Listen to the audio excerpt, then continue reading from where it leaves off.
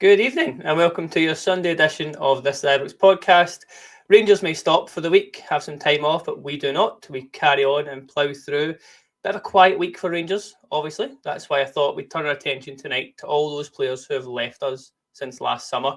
I make it 22, which sounds an enormous amount, but we'll go through them one by one and just chat about whether any should have stayed, did we get enough money for them, and how have they got on since. That revolutionary part of us is always kind of wishing players well, but let's see how they've truly done. My name's Ian Mitchell, and I'm joined by Tommy for this one. Should be joined by Hef too. He's a few minutes late as always, but he will be here.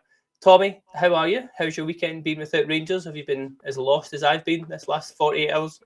Well, I thought I'd get my football fix in by watching the Scotland game, Ian, and possibly the worst game. Take away the result, right? I'm just talking about the game. It was awful, boring. I don't just mean Scotland, I just mean the game in general. Scotland as well, obviously, but what an awful game of football that was. Yeah, it's funny because I coached, as you know, my wee boys team who are like 2016 born. It's like under 10s football. I then went to Dumbarton against Forfar. Both of those were miles better than the Scotland game. So I think that says a lot about Steve Clarke and the crap we have to watch there. So yes, less about Scotland, more about Rangers, the way we all like it. I've got, I say, that list of 22, whether they were sold last summer, sold in January, released last summer, the loans that have gone out. And then I think the most important one is the loans that are currently out, which still might have a future at Ibrox, because those are the names that could be here next season, could be here until 2028 by some of the contracts, 2029 in Lyle Cameron's case. So we'll look into the contracts as well, because there's still a bit of deadwood that Danilo has to deal with here. But before even asking about a player, Tommy, what was your thoughts on the last couple of transfer windows? Because it's been very different between what Russell Martin done, what Kevin Thirlwell done, to what Danny Rowell's done. Do you think we're now in a better place squad-wise than we were, say, if we think back to before the summer of 2025? I think in terms of revenue that we generated from transfers was a lot better. In terms of the money we got in, I think I was looking on Transfer Market and it was over 25 million in anyway, and I don't think we've kind of sold that level since a couple of years ago. But Bassey was obviously a huge part of that. So in terms of like getting money across the board, probably one of the better transfers for that. I think, and you'll probably see this as probably a theme of this podcast where we talk about should have been let go. The answer to the majority of them is probably going to be yes. So I would say all in a success one. There's probably a few there that, you know, the left back situation that we had, we maybe could have been a bit smarter there. But yeah, I think all in probably in terms of outgoings, it was a pretty good window. January and summer.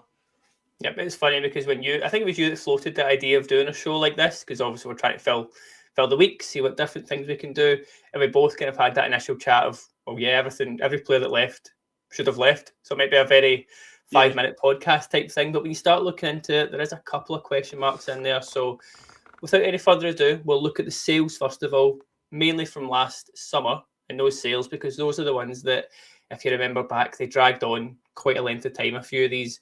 We'll start with the guy who was kind of the main man last year, Cyril Dessers. He had his moments, had his good moments here, had his very bad moments here. I was reminded of the goal today against Dundee, where we won 4-3. He missed about 12 chances before that one. It was just perfect Dessers to illustrate this point. But a lot of people this season have said that Chermiti's not going to score goals, Majowski's not going to score you goals, Nadiri doesn't look like a massive goal scorer either. Dessers could have been that guy to score goals. Firstly, are you still in the belief that we've done the right thing with Dessers, or do you wish he'd stuck around a bit longer? And we will come on to how he's got on in Greece, because it's not too good. Dessers, I think, is a hard one, isn't he? Because he was such an anomaly, you know, where he would score like goals where you'd think, wow, he's done really well there, and then he would have a one-on-one and you just had no faith that he was going to score, you know.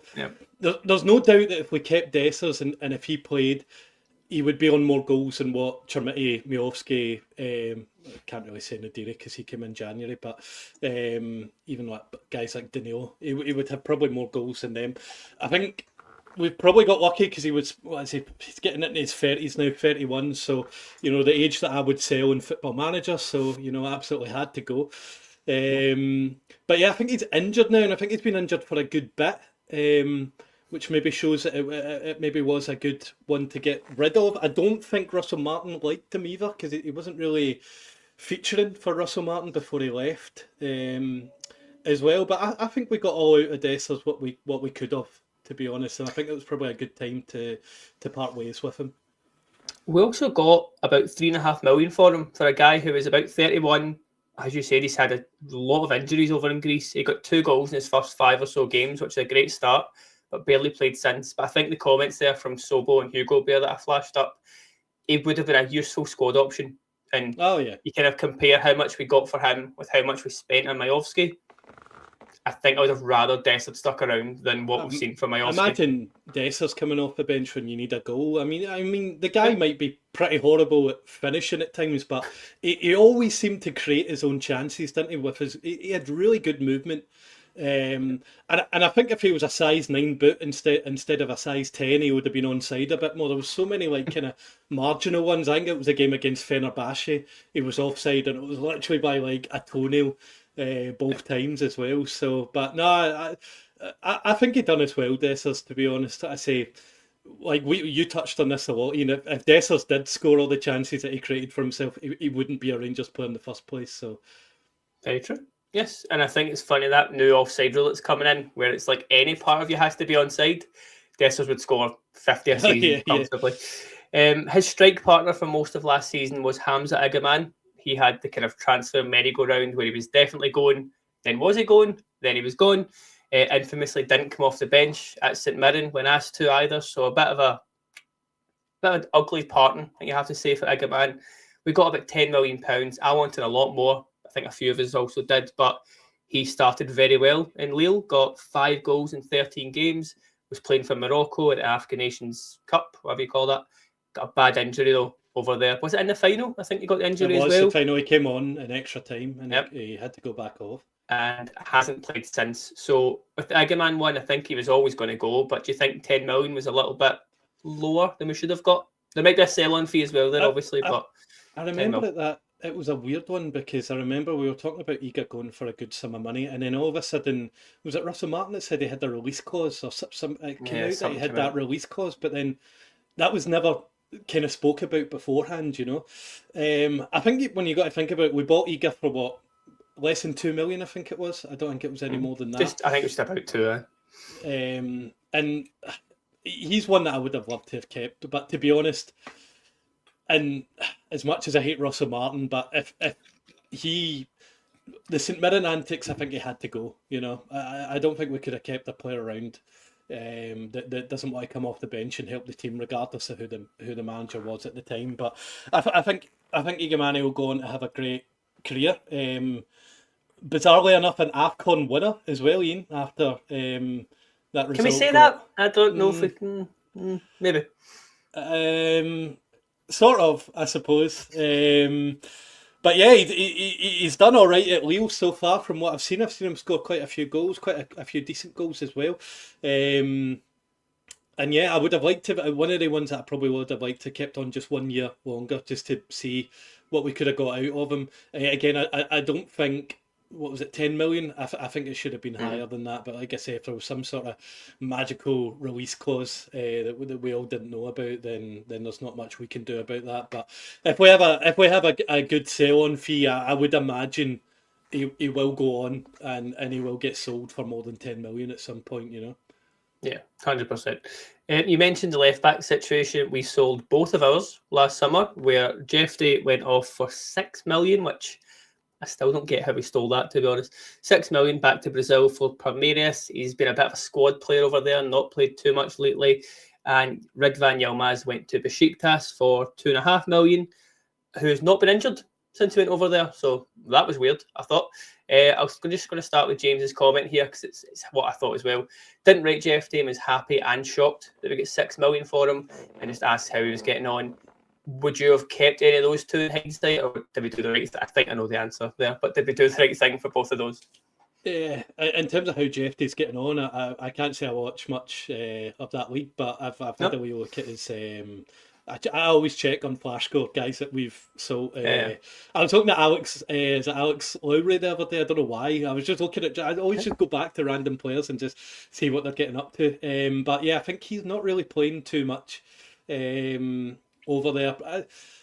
I think like. I wasn't a big fan of Jeffrey, to be honest. I quite like Yilmaz at times. I think the mistake we made there was letting two left backs go. You could probably add Robbie Fraser into that as well, couldn't you? I would, yes. And then signing a 19-year-old guy on loan as the only replacement. So I don't necessarily think it was wrong to let go of the left backs that we had, but we didn't kind of come off of that in a better way, you know. So like I say, I don't miss either of them. But now that we've got Romans in, it feels a bit better. That left back position feels a bit more of a kind of tied down position now, and one that we kind of will look comfortable with for a few years at least until Romans leaves as well. So, but yeah, it's a miracle as well, isn't it? Yilmaz, no injuries, so maybe that's a Rangers thing, a Yilmaz thing. Who knows? Yeah, we'll see how that one progresses. I think you're spot on though. With we got lucky. I think that Magoma was pretty decent. Yeah. Not spectacular, but decent, and didn't get injured at all, because that could have been an absolute nightmare. The only other permanent sale from the summer anyway was Robin Proper. He's played 22 times for 20. That's just hard to say. Since going back, we just got about £1 million or just over for that one. Again, he was going and gone, and then suddenly we had to pay a little bit more. So was he a player? I know he wasn't.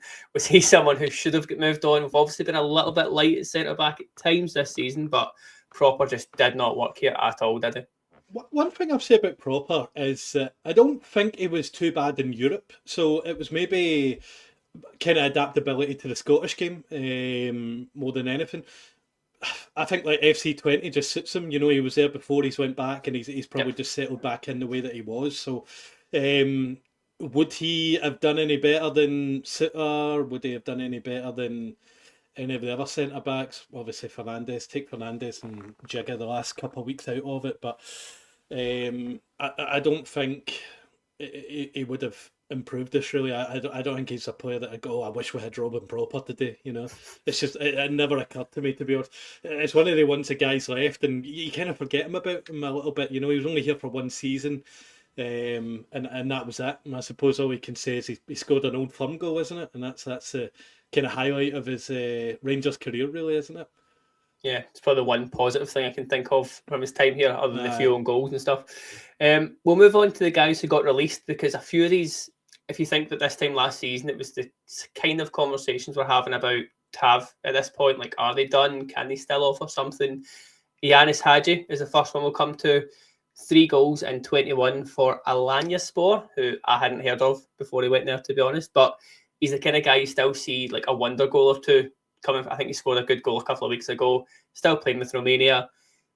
I think he was done here, to be honest. Just the injury, it killed him at Ibrox, to be honest. You liked him though, didn't you? I will absolutely stand right up against that, because I loved Hadji. Just that having that bravery to keep trying the risky pass, something we didn't do a lot this season.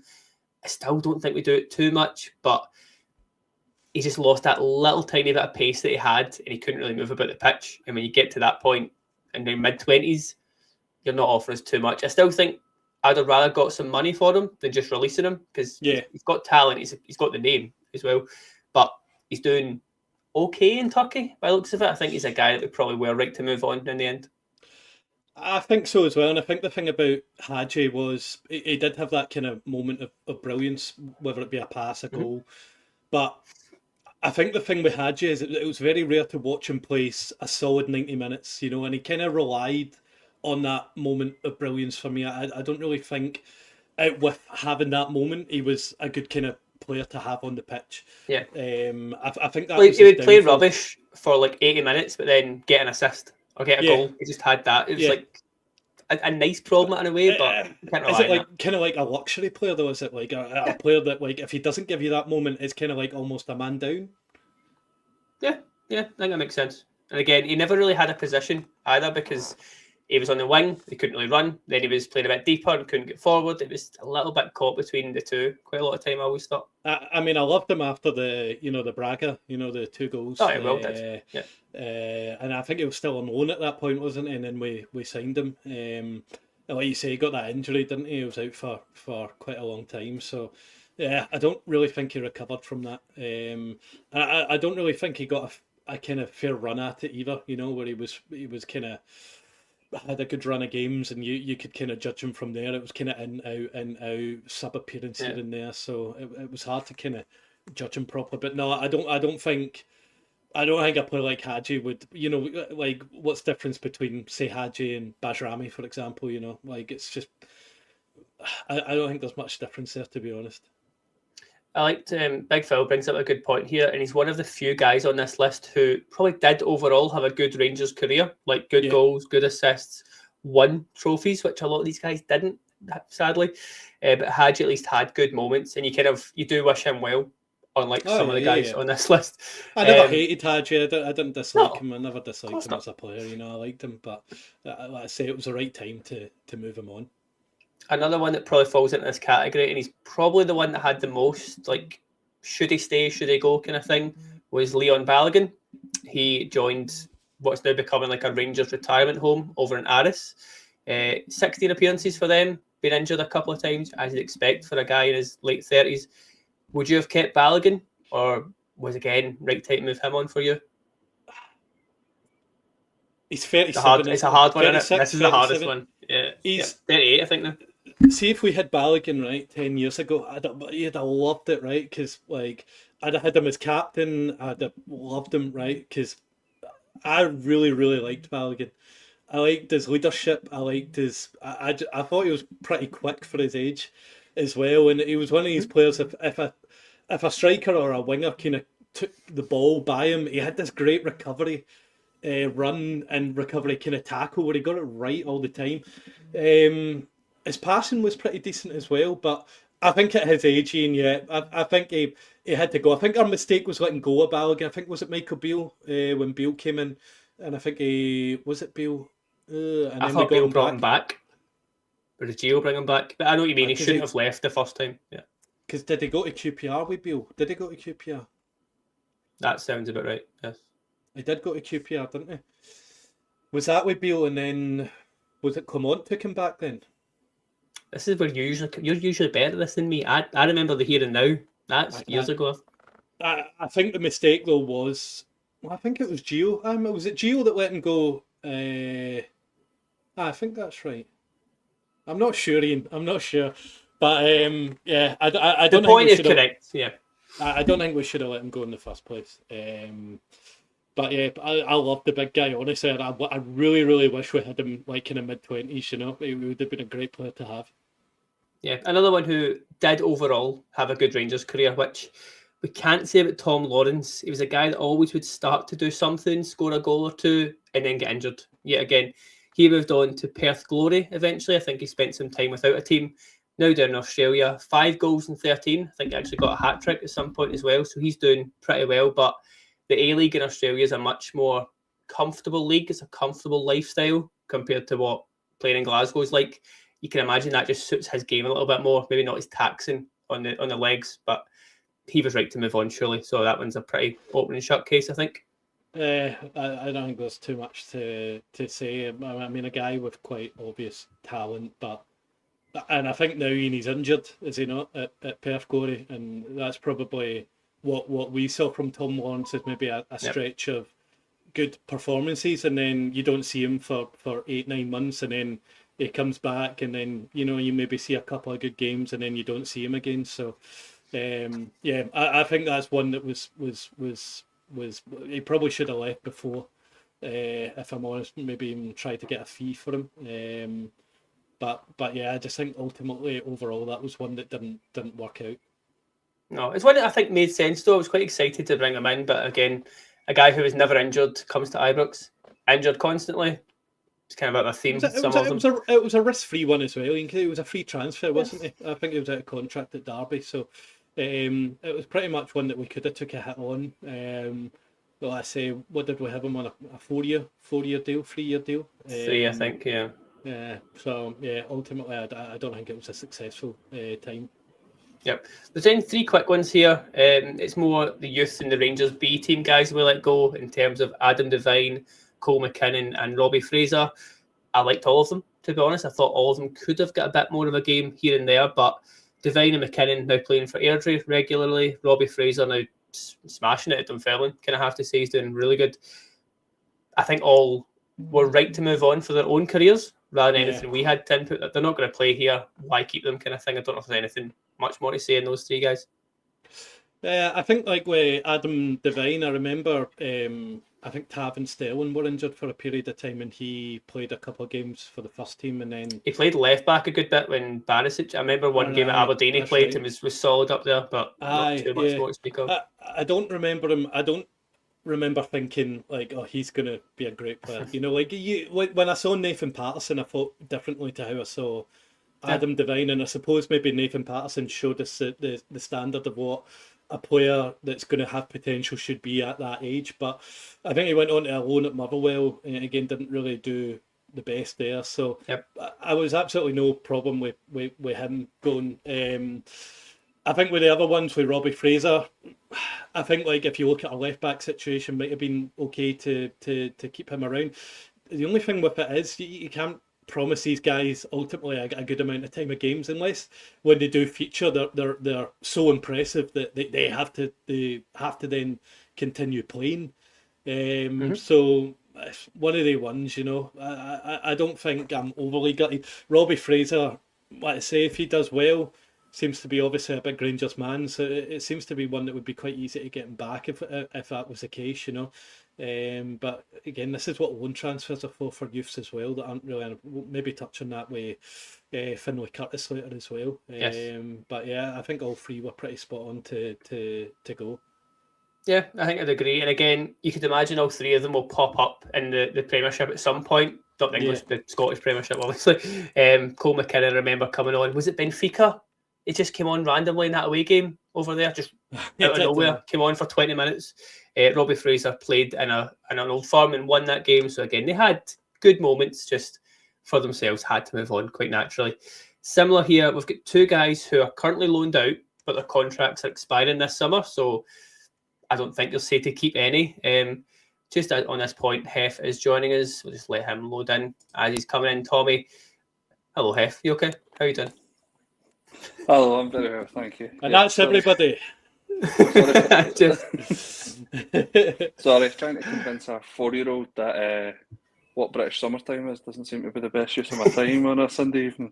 I had this conversation this morning, but it was a bit easier with a 7-year-old. Yeah, I'm sure many of us can relate, sadly. Hef, I'm going to rattle through some names here just to let you catch up in case there's anyone here who you would want to have kept, because me and Tommy have kind of dissected this a little bit, but were you happy that Agaman, Jeffrey, Dessers, Yilmaz and Proper were sold, or any of those guys that you want to sensationally say should have stayed at Ibrox longer? Did you say Dessers in amongst that? Yes, Cyril is in amongst that. I'd have kept Dessers. I think everybody else I probably would have been delighted to leave, but I was always team Dessers. I like the fact that he missed some right sitters and stuff like that, but he always came up with a goal. He seemed to do quite well in times when you'd least expected him to. Almost similar to what Chermiti is in terms of that. You don't really expect him to have a good game and then he comes on and scores a hat-trick or something, but the difference was that Dessers did it every other game, albeit he missed about double the chances, but he was there to miss the chances. I feel like sometimes the strikers that we've got, they just seem to be on the periphery of chances and they don't actually seem to be getting there, whereas for Dessers, I felt as if he got himself in brilliant positions and he was a right handful for the defenders that I think some of the defenders now would be thinking they might have an easier ride of it this season than what they had with Dessers. Yeah, I think that's very true. And as me and Tommy were saying, would you rather have Majolski come off the bench or a Dessers? Kind of an obvious question, isn't it? Tommy, I'm going to move on to the guys who are currently loaned out, but their contract's expiring this summer anyway. Leon King is a guy that me and you have argued about for about 6 years now, where I've said he's good and he has something. You've not quite been of the same opinion. I think you're probably about right the way things have played out. It's a bit of a shame, the Leon King scenario, and it's just what could have been, I think, is always going to be the one here. I think potentially Leon King's downfall was getting flung in to the Champions League. Oh, yeah. And, you know, I think it was Goldson that came off injured against Liverpool. I think actually the score was one each at the time. And then obviously Leon King comes on. I think that was a sub anyway. My memory's terrible. But yeah, right. Obviously that game ended. We know how that game ended. I mean, that's going to knock your confidence. Do you know what I mean? I think, like, he did have a lot of potential, didn't he? But any game that I saw him, he looked a bit weak, to be honest. I don't think he really showed any good attributes of like a strong defender, especially for a centre-back. So yeah, I think that killed him, to be honest. He got flung in, we had injuries, we had obviously players out, he had to play. And I think ultimately that's what's led to him still being here, isn't it? Because of his, I think he got the wage increase for playing. So why wouldn't he leave? You know, he's on more money than he'll get anywhere else. So, but yeah, I couldn't tell you how he's doing at Ayr. I've not really kept an eye on it. If any of you guys know, he's playing. I don't think Ayr are doing very well, but he's playing, which has always been the problem. I think Gary's comment here and Super Jazz as well there. He played for midfield for Scotland most of the time for the under-21s. He played right back a bit for us. He then played centre back beside James Sands. I don't think we helped Leon King in his development at all. He should have been loaned out when he was 17, 18, then introduced into the team at 19, 20 with a proper bit of football behind him. And as Big Phil just reiterated there, that Goldson injury kind of killed the Liverpool game, which we don't want to speak of anymore. The other guy, oh yeah, go for it. I think he does play as an 8 for Ayr. I think he plays like, sorry, maybe not an 8, but I think he plays as like a kind of Declan Rice type in the middle, like a kind of somebody that's quite good on the ball, but also got the physical presence. I think even in the development squad, he played right back as well, right back, centre half, middle of the park. I think he was all over. Exactly. I think he was that good at like 15, 16. He maybe just didn't get much better, probably through the lack of game time, like what could have been for him. Another guy who's very different story is Ben Davies, who's still officially a Rangers player, albeit you can see the head shaking already. £4 million from Liverpool he cost us. He's now played 10 games for Oxford. I think he's now benched for them as well, but his contract's up in a few months. Ben Davies is one that I was okay with signing at the time. You know, I wish I could lie, but I thought this makes sense. Decent pedigree. He's played a little bit in the Premier League, decent in the Championship down there. Why was Ben Davies such a disaster at Ibrox? You've got to remember why Ben Davies was signed for Liverpool in the first place. Like, he was an emergency signing on their part. You know, like, at the same time, he was going to go to Celtic, wasn't he? He was close to going there. He had. He came from, was it Preston? Yep. He went from Preston to Liverpool because they were struggling at the back. They had the boy Stephen Colker. It just seems as if they tried to sign any centre half that they could at the time just to put on a jersey. So in a very similar kind of vein, they've bought him to try and plug a gap, but they spent quite a lot of money doing so. And I think when Rangers bought him, it was more a case of Liverpool put the price tag up saying, well, if you want him, here's the price. We're not really wanting rid of him because he's good backup. He obviously fits quota for being a domestic player, etc. Yep. So Rangers came out and paid the money. Normally under circumstances like that, it's because the players kind of pushing it, you know, like the players saying, no, I really want first team football, I want to play in Europe. I think he was very much one of those players that he seemed to do well in the bigger games. I think Old Firms and in the Champions League he was screaming to get on the park. But then you heard too many stories, and I wouldn't want to comment on it because I don't know what the truth of it is, but there was a lot of like unrest up here, like he couldn't settle, he was down south visiting family. There was obviously various stories about his wife not being very well, so you don't really know the ins and outs of that as to how much of that was how much of that was truth, how much of that was like paper talk and stuff like that. And I wouldn't want to comment on that and slander the guy for supporting his family. But in terms of when he was here, I just felt as if he was a good enough player. He seemed solid enough, left-footed, if I'm correct, because it's been that long since I've seen him, which was handy. And I thought he got stuck in. The problem was that he was just far too inconsistent with his, not even with the quality of his performances, just but the actual the ability to be available. So from that point of view, it became very frustrating because you knew that this was a player that we were paying quite a lot of money for weekly, but also it came with a big price tag. And now when you see the various loan deals he's had to go back down south, it just leaves a bitter taste in your mouth knowing that has he just kind of taken us for a ride here, being given the big paycheck to come up here, even though he was obviously at it at Liverpool. But was that the sort of player that he is? Like, he would rather just get paid big money and sit on the bench, because he wasn't going to do that at Rangers. We needed him to play every single week for the money that we paid for him. He was our most expensive transfer that window, and that was the window where we qualified for the Champions League. I think that's awful. It is, and it's weird because you think normally like the most money that you would spend would be on the other end of the pitch, but we were crying out for replacements and good centre halves in that position. And in all fairness, he ticks every box. Like, experienced, has played in Premier League, left-footed centre half to fit that bill, but it just, for whatever reason, I don't think he loved it, and I don't think that at the end of his loan he's got any intention of chatting on Kavanagh's door or whoever it may be and saying, can I get another year's rolling contract?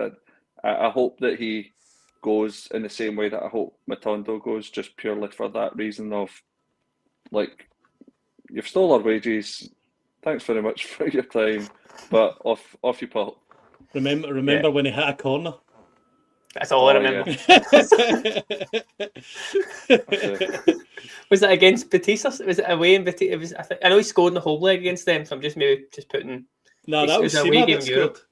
He scored in some game. He was there though. I think he was celebrating. I think it was. Was that not one of the games that we played him as a left back? I think so. It was. It's the slowest left back we've ever had.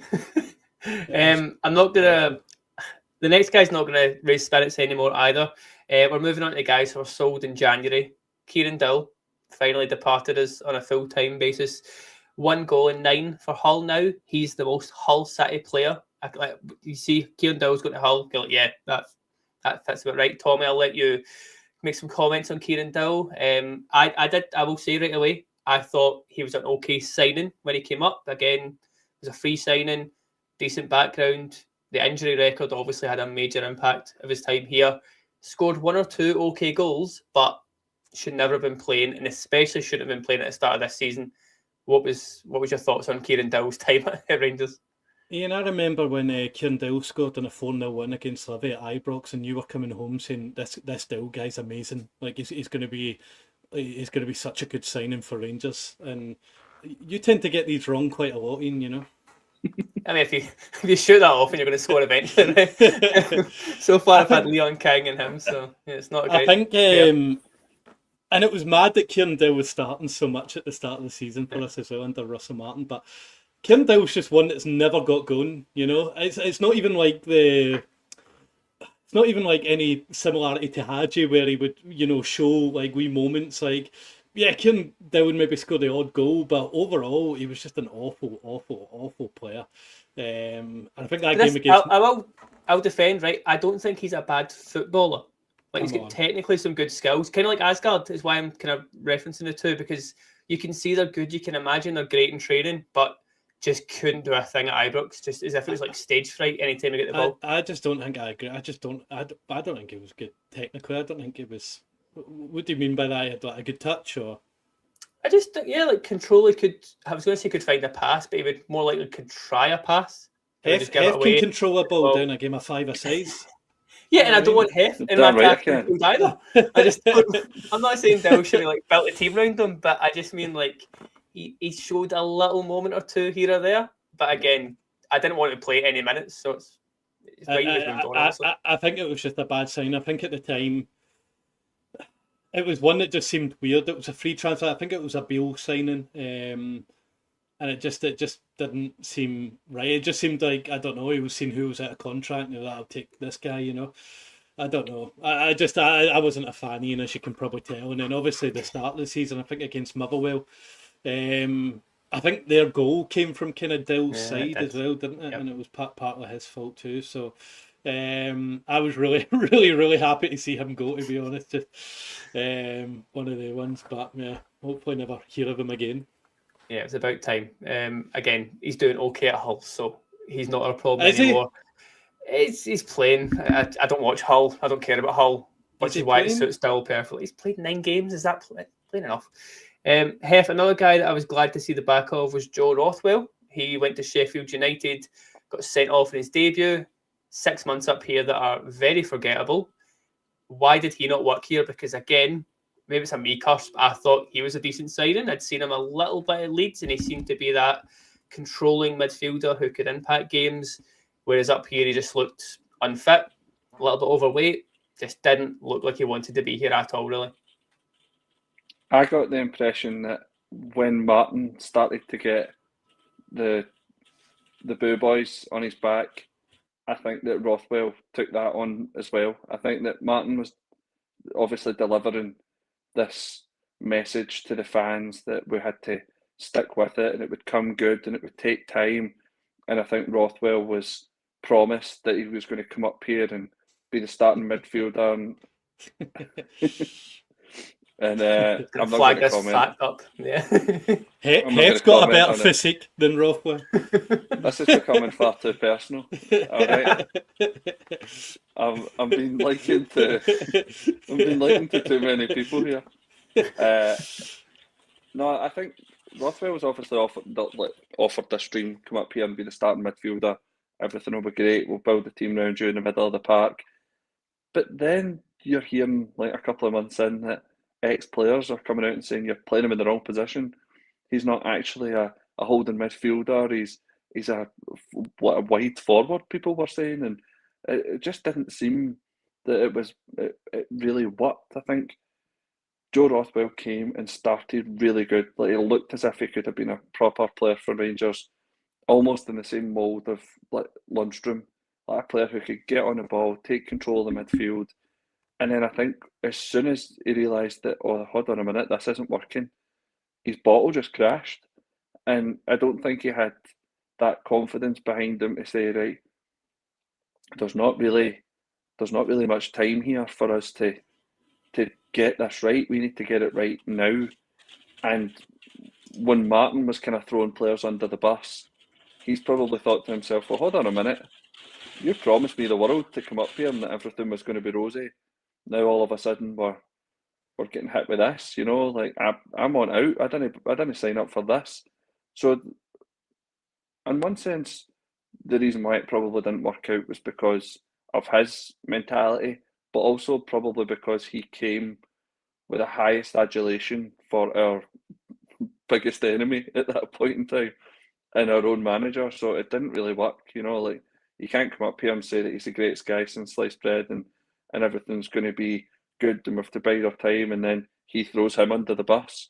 I've seen a few people saying there is the championship duds have came up and bottled it because the mentality of the shift of hoping that you win the league and maybe getting into playoff, it's not the way it works. You know, like up here it's win or nothing. So I would have liked to have seen Joe Rothwell maybe a few years ago, and a bit more better physique and what looks like it was probably his prime, because he doesn't seem to be getting any better.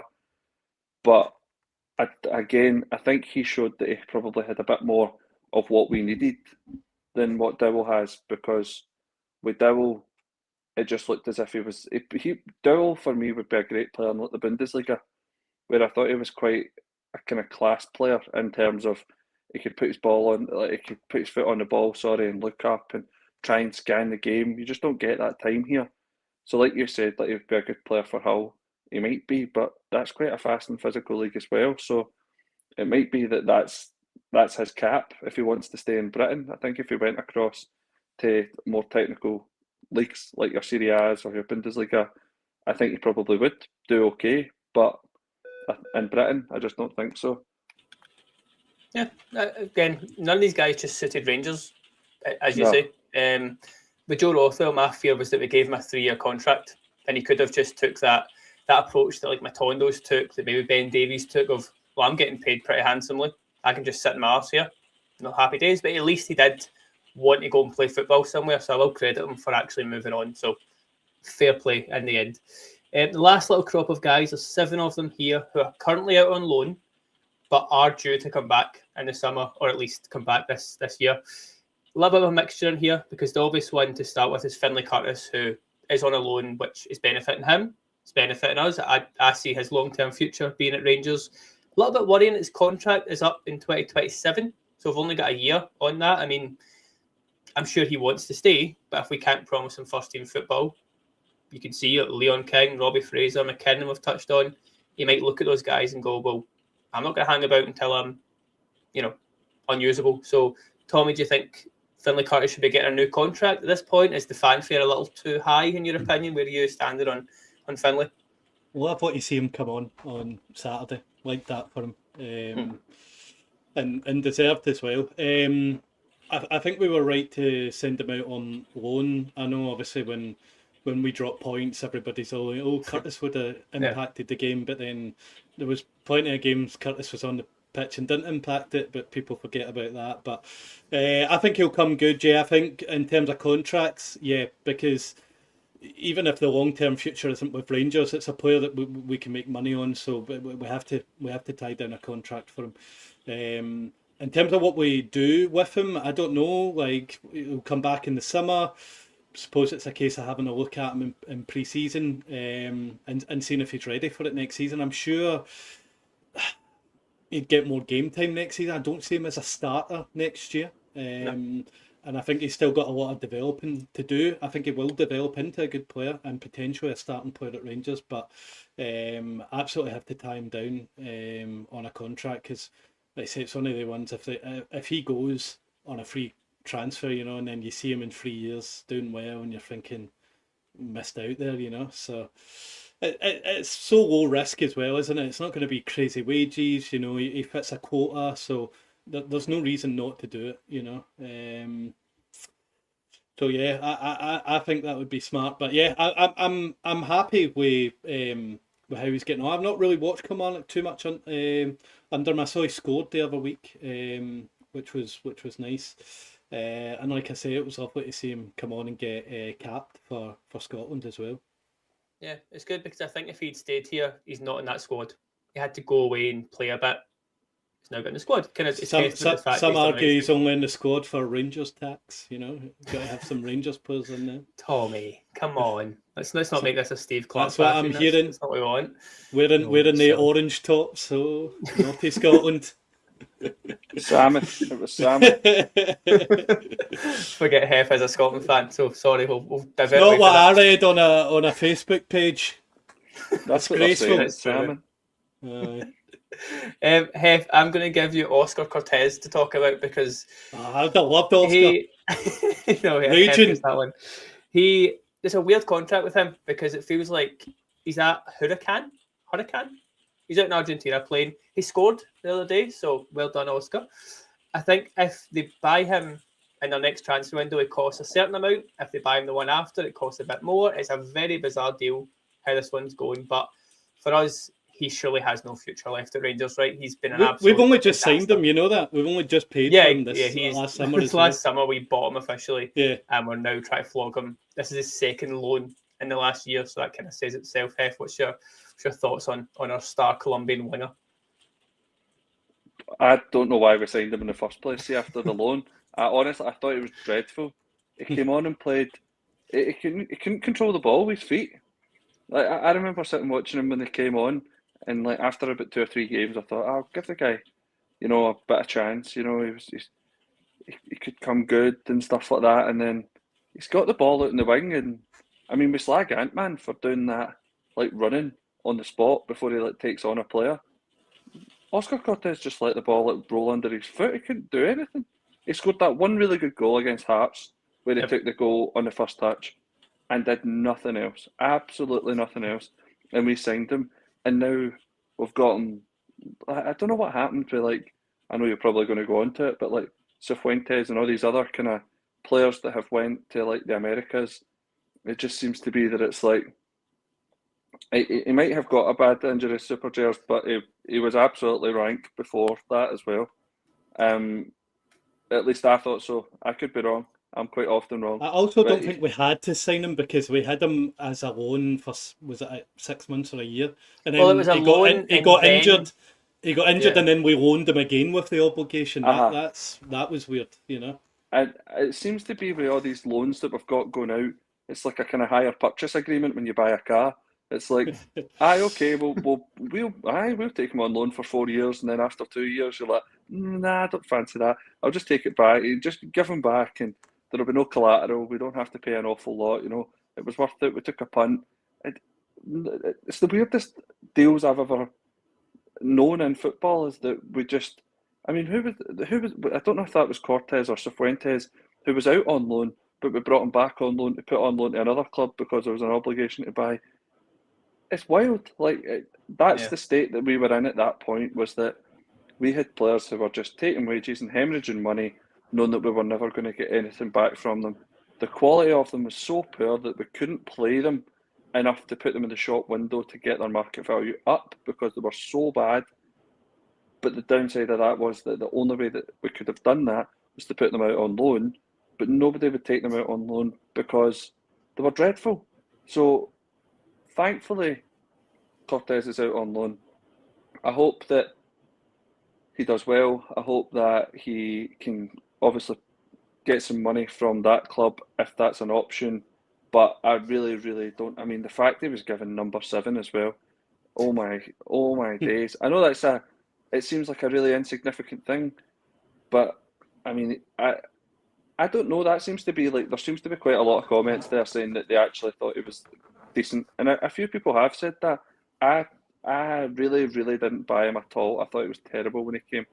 I didn't think he was any better than any of the players that he was playing ahead of, and that was saying something because they weren't great either.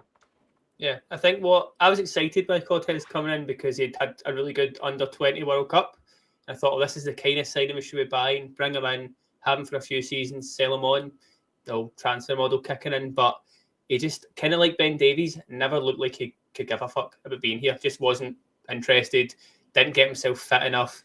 Don't think he learned the language. Just these little things that you need to integrate and to be liked by the fans. Didn't help himself. And there was that game, I think it was right at the start of the season, maybe last season, we played at Tynecastle. He started and came off after 10 minutes injured. That's exactly why you have no future here, kind of thing. So yeah, I'd be shocked if he's ever near the squad again. Tommy Hef mentioned Cifuentes there. I hated Cifuentes. I'll go straight into that because I've never seen a guy play for Rangers and just look to move the ball sideways. And I've seen a few of them as much as Cifuentes done. It was just, where's Tav? Here, you take it. And for a guy that had all this fanfare with Michael Beale saying he was the next best thing, he was a bit of a disaster signing, who is still contracted till next summer. So every chance he's here for a bit longer as well. I think Cortez is a year after that as well, just to add to that one. But Cifuentes, a guy who just, again, didn't work here, didn't want to work here in any way. I know he mentioned the weather a few times while he was here as well, but bit of a disaster yet again. I remember, was it Beale came in and he was like that, this guy is going to make the difference to the team and all that. He was really big in Cifuentes up. Cifuentes? I can't say his name properly. So. Cifu. My memory of him, right, is I think Rangers TV, we done this big feature on him. I can't remember, it was a game, we were at home, Ibrox, can't remember who it was against. Done this big feature on him, yeah, like I'm settling in at Glasgow, he's loving it, blah, blah, blah. And I watched the game and he got sent off after 25 minutes or something like that. I don't know exactly how long it was, but I was like, and then that was, I don't know who it was, but it was almost like that was the kind of last we saw of him. He just disappeared. It was like we done this big feature on him. he played, he got sent off, and then we just never see him again. I didn't hate him, Ian, to the extent that you're going on there. I didn't really agree with, he just passed it sideways, I actually remember against when we beat Betis away. I think he only played the first half, but I think he played really well. I don't think he was an awful player. I just think he was one of the ones that didn't work out at Rangers, but I definitely didn't hate the guy. But in terms of what happens with him in the summer, I don't know. Like, when is he contracted till? Cifuentes is 2027, so yeah, he'd have another year after this season. So the likelihood is probably it's going to be another year loan, isn't it? But well, if he's at Toronto in the MLS, so that'll run until this December March, kind of time, I think. December, right. End of this yearish. Right. Aye, so we would have him back for 3 months, and then it's out 6 months, and he's out of contract. Yeah, but again, he's doing all right out there. He scored again the other day. He's playing. So that's all we can ask. At least these guys are in a shop window somewhere. So you never know. I don't, again, like Cortez, shocked if he's ever in a Rangers kit again. A couple more here who are a bit more questionable, I think. Lyle Cameron is the first one. I think we're all quite pleased to sign Lyle Cameron. Good numbers at Dundee, so surely you get good numbers here. I think we all thought he would play a bit more and be a kind of a numbers guy. I don't want to say like Scott Arfield, but that was the player I was thinking. He can arrive late in the box, create some chances. Hef, did you ever see anything from Lyle Cameron? Did he get the opportunity to show anything? Why, again, was that one a guy who came in the summer is now already back out? I don't think he was given the opportunity.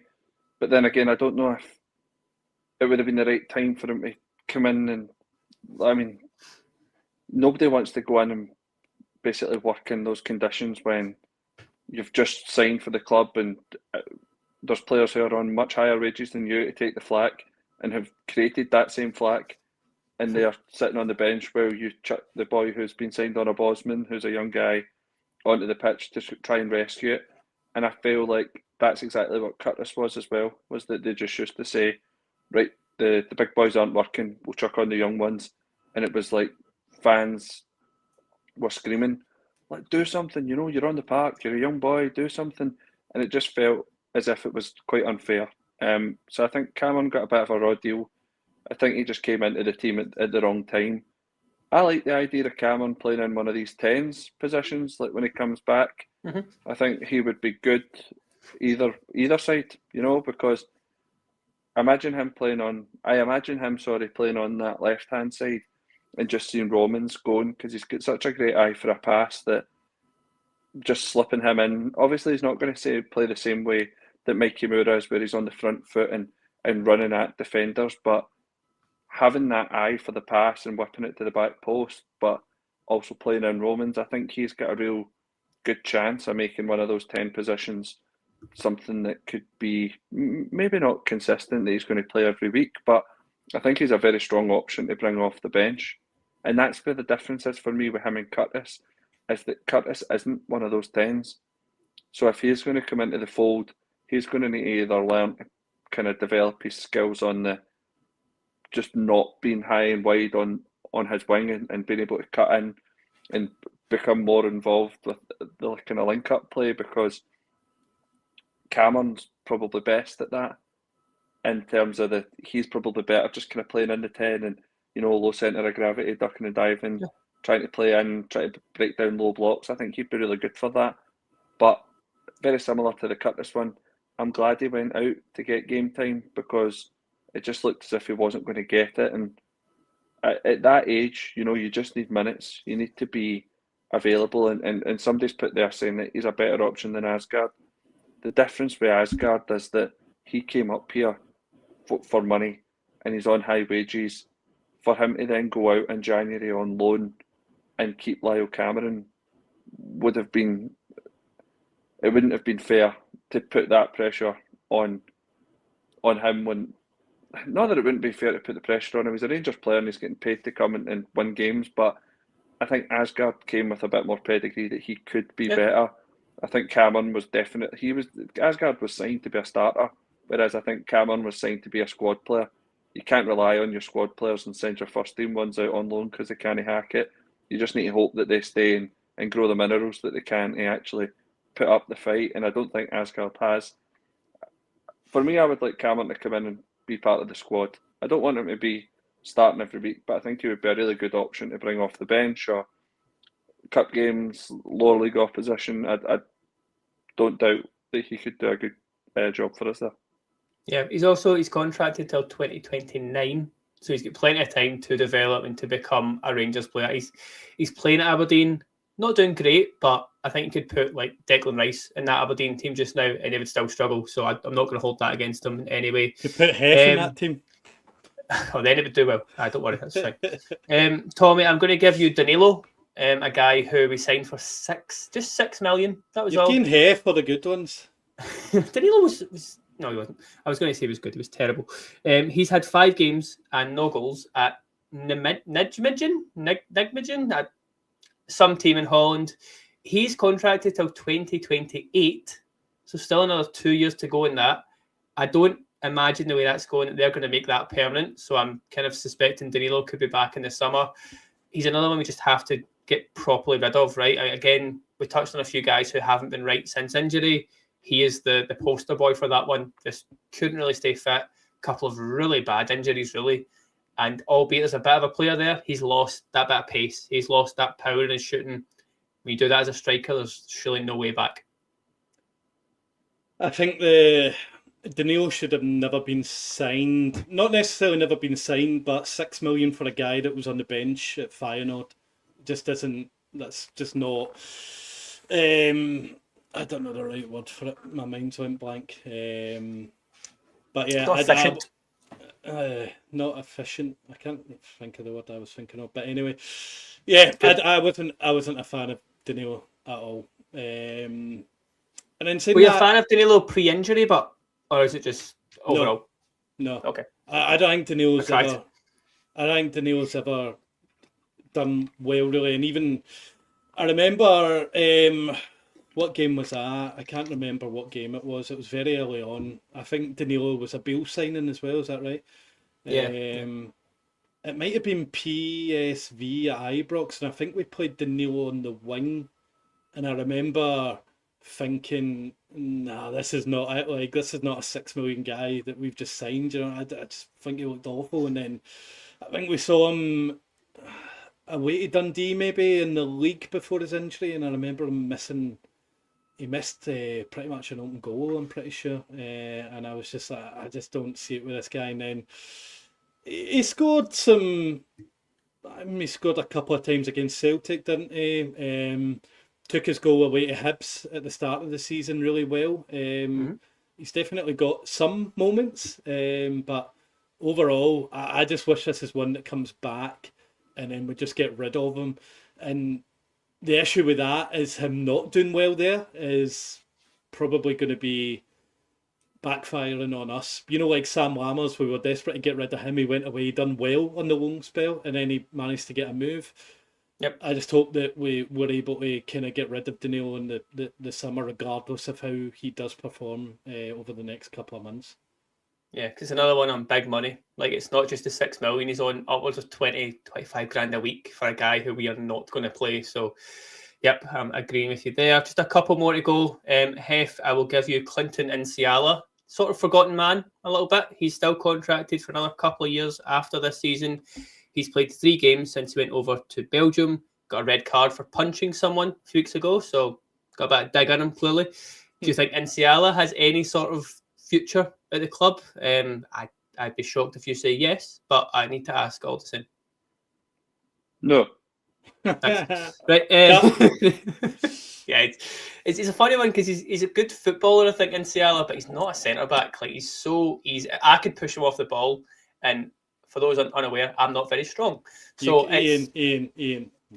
I can say it. You can't say it. I can say it. He's not cut out for Scottish football at all. I don't really know how he came from AC Milan, to be honest, unless it was just being a left-footed centre-back.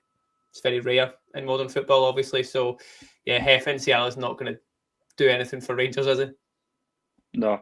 I think he seems like the sort of player that he probably could have done all right at a different position, maybe, like physique-wise. It seems like when he's on the ball, he actually isn't that terrible a footballer, but Aye, it just his head seems to go. See, when he said that they were going to loan him out potentially to Motherwell, I thought Motherwell would be a good club for Iniala.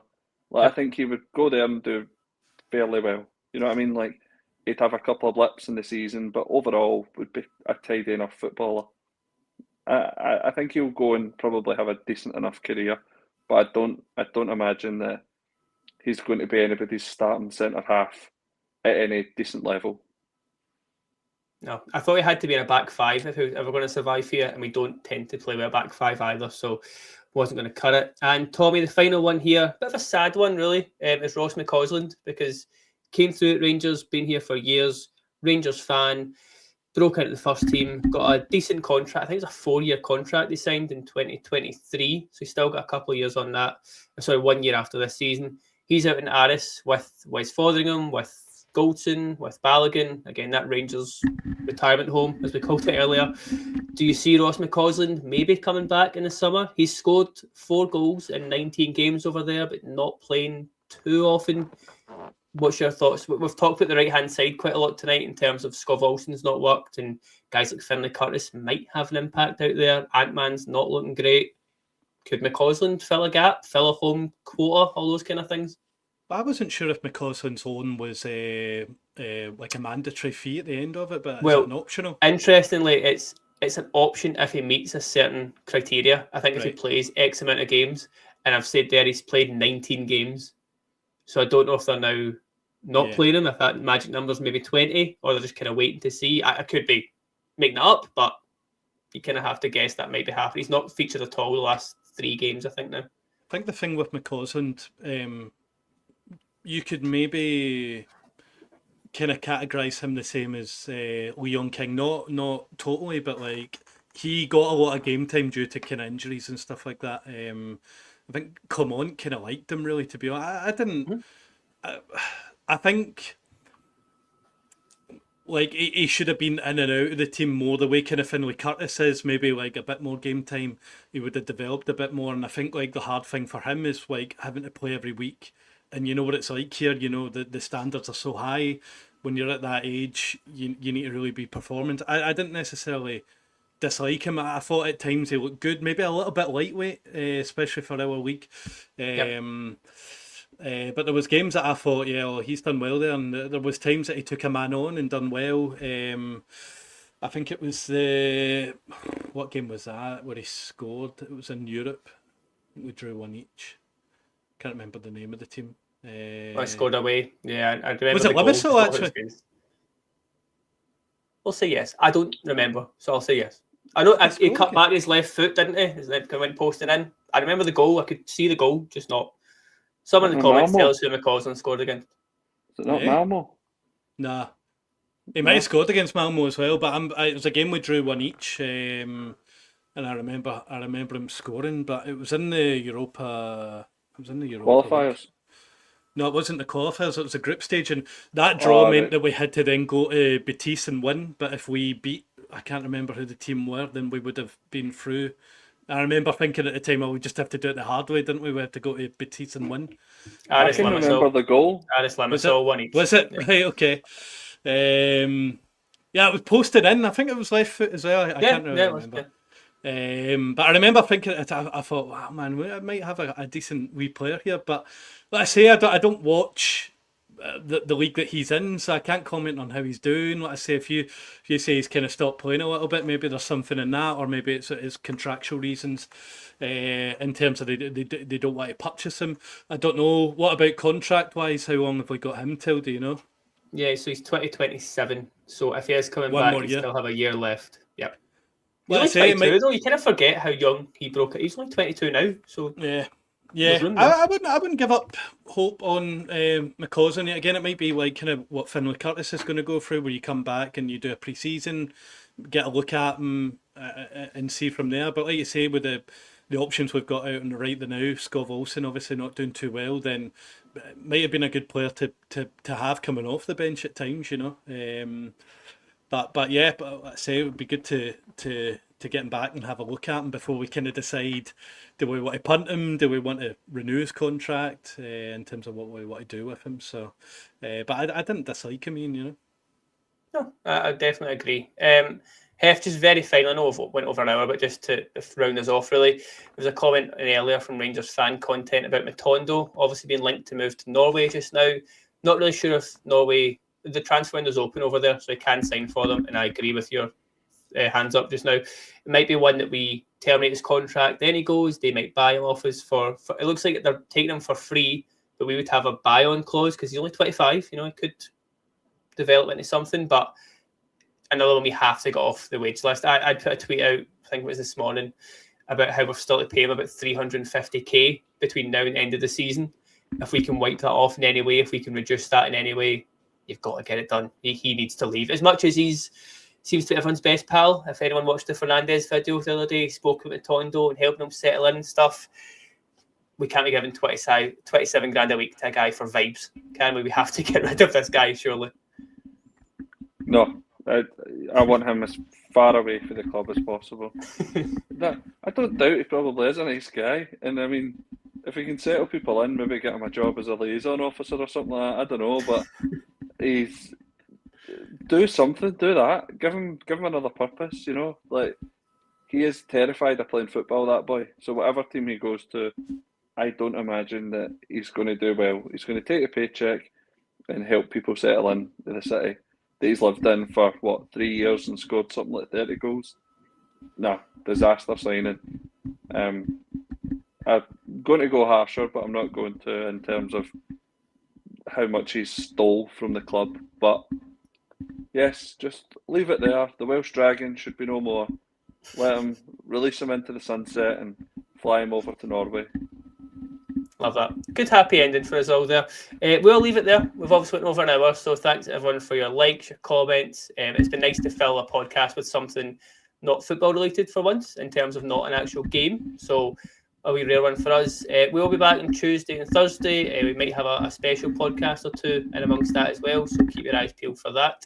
You're so mysterious, Iain. I like leaving it on the edge because nothing's confirmed yet. But we'll leave it there. Thanks everyone for joining us. We'll be back on Tuesday, so make sure you're liking, subscribing, all that stuff, and we'll see you all again next time. Cheers, guys.